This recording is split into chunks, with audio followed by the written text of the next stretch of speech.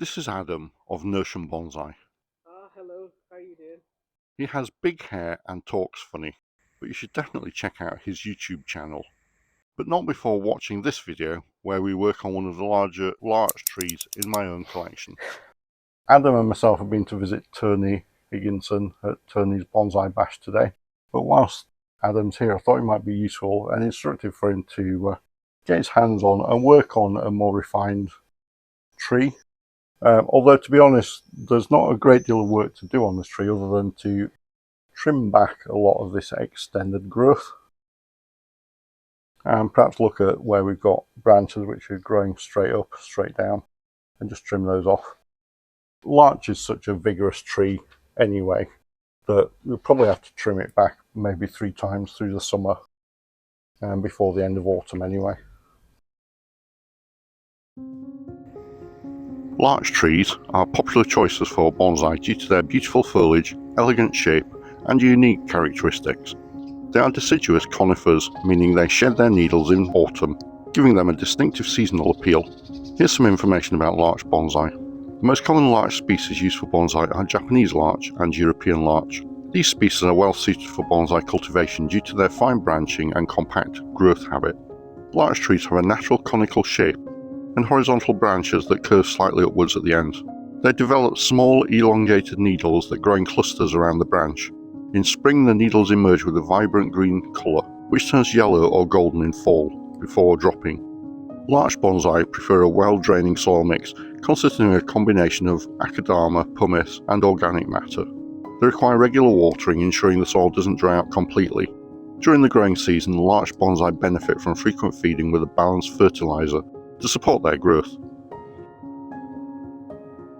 Larch bonsai respond well to pruning and wiring.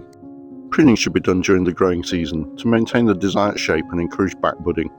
Wiring can be applied in late autumn or winter when the branches are more pliable and visible. Care should be taken not to wire too tightly to avoid damaging the branches and the bark. Larch bonsai undergo natural changes throughout the year. In spring, as new growth emerges, it's important to pinch back the new candles to encourage shorter internodes and denser foliage. In autumn, when the needles turn yellow, they should be allowed to naturally drop before winter dormancy. The natural conical shape of larch trees lends itself to informal upright, slanting style or cascade styles. The long, flexible branches can be trained using wiring techniques to create a dynamic and aesthetically pleasing design.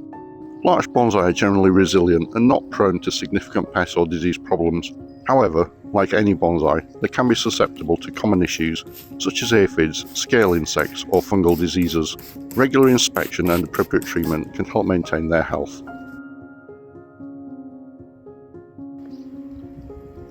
European larch, Larix decidua, Japanese larch, Larix campheri, and Chinese golden larch, Pseudolarix amabilis, are all popular choices for bonsai due to their attractive foliage, fine branching, and overall aesthetic appeal. While they share some similarities, there are distinct differences among these 3 larch species when it comes to bonsai cultivation. Here are the key differences.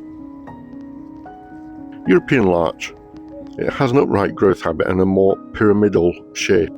Branches tend to grow more horizontally. Japanese larch. It typically has a more horizontal branching pattern, forming a more rounded and layered appearance. Chinese golden larch. It has an open, irregular growth habit with more airy and delicate appearance. The branches often grow in a random and cascading manner. The European larch. The needles are light green in colour and arranged in dense clusters along the branch. The foliage turns a vibrant golden yellow in autumn before shedding for winter. Japanese larch. The needles are slightly darker green than the European larch and are arranged in clusters. They also turn yellow in autumn before dropping. I've got here a comparison of the foliage between a European larch and a Japanese larch, and you can see on the older foliage on the European larch it's much lighter than the foliage on the Japanese larch. So European larch here, Japanese larch here, and those needles are much darker and also slightly smaller on the Japanese larch. For Chinese golden larch, the needles are bright green, softer in texture and arranged individually. In autumn, the foliage turns a brilliant golden yellow, creating a stunning display that looks almost like exploding fireworks. Cold hardiness. European larch is very cold hardy and can tolerate freezing temperatures and harsh climates. Whilst Japanese larch is also cold hardy and can withstand cold temperatures, it may not be as resilient as the European larch in extreme conditions. For Chinese golden larch, it's less cold tolerant compared to the other two larch species. While it can still handle cold climates, it may require some protection in extremely low temperatures. For European larch, it prefers full sun exposure and well-drained soil. It can tolerate various soil types, including acidic ones. For Japanese larch, it thrives in full sun, but can also handle partial shade. It prefers moist, well-drained soil and can tolerate slightly acidic to neutral pH levels. Meanwhile, Chinese golden larch enjoys full sun to partial shade and requires moist, well-draining soil. It prefers a slightly acidic soil pH. The European larch is well suited to creating a formal, upright style bonsai with its pyramidal growth habit and horizontal branches. For Japanese larch, its horizontal branching pattern and layered structure make it ideal for creating informal, semi-cascade and multi-trunk bonsai styles. Chinese golden larch. Its cascading growth habit and random branching lend themselves well to cascade or semi-cascade styles, creating a sense of grace and elegance. Before I continue, I just need you to hit the like button to share the love, and if you'd like to be notified of future videos, then hit the subscribe button. So this is already quite a refined tree, but if I was thinking about directional pruning, for example, if I come in and look at this new growth, along that there are buds, and you can see a bud just in there, and those tend to grow sort of in a spiral around the new growth. So if I was thinking about directional growth, I could trim it just after where there is a bud pointing in the direction that I would like for that branch to continue. So if I was to cut it there, this bud would be activated and the new growth would come out towards me. As it is, I'm quite happy with the ramification of this tree, so really it's more a case of just going through and cutting back a lot of this new growth just to restore the profile of the tree, really. I think with this tree, it is very well developed, and in terms of the overall shape, all of the major branches are in the right places. It's got a lovely shape to it, so there isn't really any extreme branch pruning that you really would want. So really all we're just doing is going around and trimming off the majority of this new growth and just trying to restore that sort of arrowhead shape profile. And also where there are branches growing straight up like this, we can snip those off. And similarly where there are branches going straight down, just to try and restore the shape of the tree. So the way you have it is, we're just sort of keeping the pads in check. That's right. As you up the tree. Do you want me to only cut to the green fleshy foliage, or if I feel it needs to be cut back to, like, say here? Just call on it, see how you think. And also by pruning the tips of these branches, do you think this lets more light into the tree, right? It will do, yeah, because the foliage is obviously quite dense, and particularly towards the apex. I know larches tend to grow quite atypically dominant. Atypically dominant. Apically dominant. So like you would really they typically grow apically dominant. Yeah, that's exactly what I meant to say. So you would prune more heavily on the top part of the tree? Yeah. Yeah, just to sort of give more energy back. And again, we're just trying to restore that sort of arrowhead shape. This tree initially, it had like a leader branch coming up and it sort of hooked over and it looked like a question mark. And I had to prune that out, really. It looked a little bit peculiar. So they're hedge trimmers on it. Yeah. I think the trick as well with this is because it's on the turntable, you just let me just sort of spin it around like that, and you're looking to make sure that as you spin it, that it maintains the profile. So I've got some upward growing branches here which are undesirable, so I'll take those out. So typically when you're pruning, you're taking out upward growing branches, downward growing branches, branches that are weak, branches that are dead, anything that's growing back in towards the center of the tree. We also think about whorls of branches where you've got multiple branches coming out from the same point, and that will give you inverse taper, so the trunk will be a certain thickness. It then sort of bulges out it's quite unattractive, and then thinner again above where the whorls of branches are. So typically you would take out a number of those branches just to try and reduce that swelling.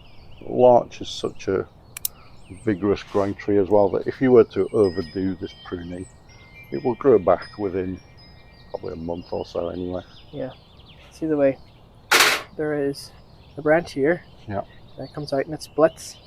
There's this one growing up. Would you get rid of this one altogether?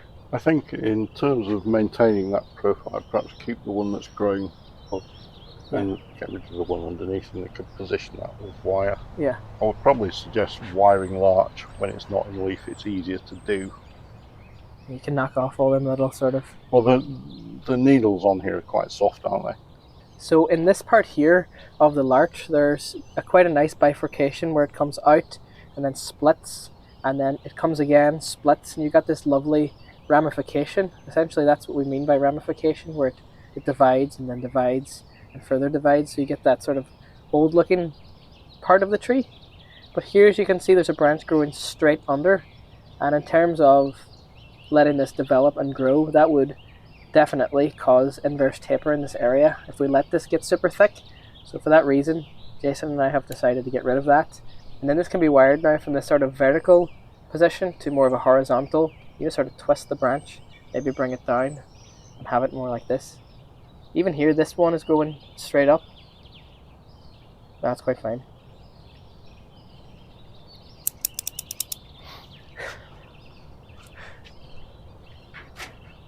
You can even come in and pinch them out with your fingers. You can do that, but You don't get that bud. Yeah.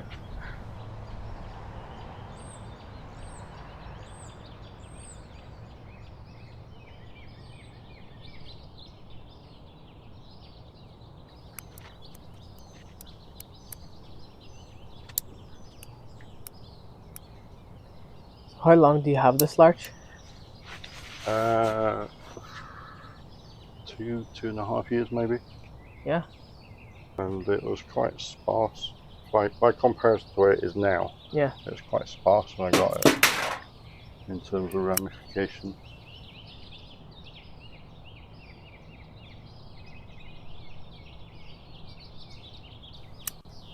Would you, this branch here, I'm just thinking, would you get rid of this altogether? See how it's growing back towards everything? Into the middle? Is that whole bit there? Yeah.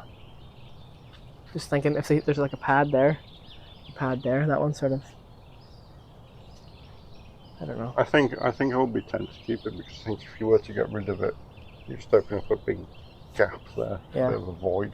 So I'd trim it back for sure, but I'd probably still leave something there. Just keep it as a part of the pad, but maybe around that way.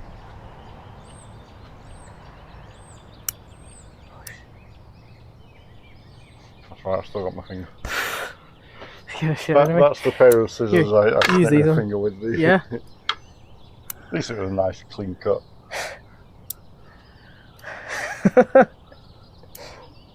Yeah, I seen the last one you had the... Got run with scissors, kids. Yeah. I quite like Japanese larch in that if you do make a mistake, you just come back the year after. It's grown a new branch where you made the mistake and you can try again. I'd highly recommend this species for beginners to bonsai. It's a very forgiving tree. It's also a very interesting tree. It's very, it's easy to shape. Responds well to wiring. We have a blackbird around here that works its way through a repertoire of like mobile phone ringtones. Oh really? It's like we're being trolled by it. It does like bike alarms and wow. old-fashioned trills for old, manual phones.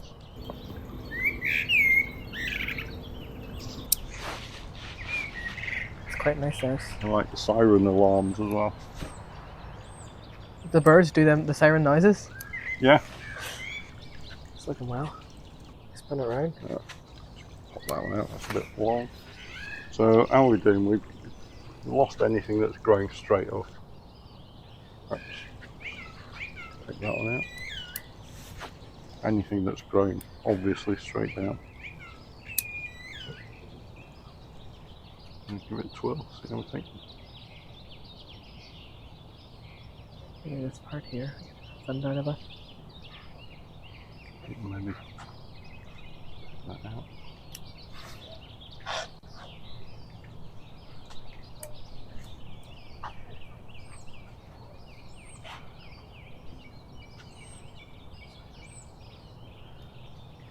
Branches could do with a little pulling down.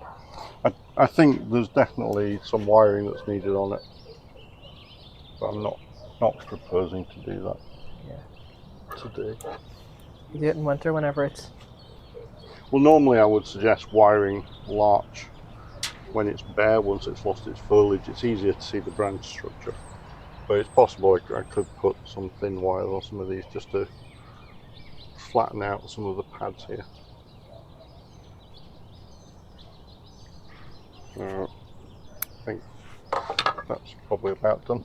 Yeah. Just spin that round, at least it's got more of that profile shape again. So how much have you taken off of it? This is all the foliage. And we'll probably repeat this process about 2 or 3 times through until autumn. Yeah. That looks really good. So there's just a little bit of work just to try and flatten these pads out a little, just to give that discrete separation. But otherwise I think that looks okay.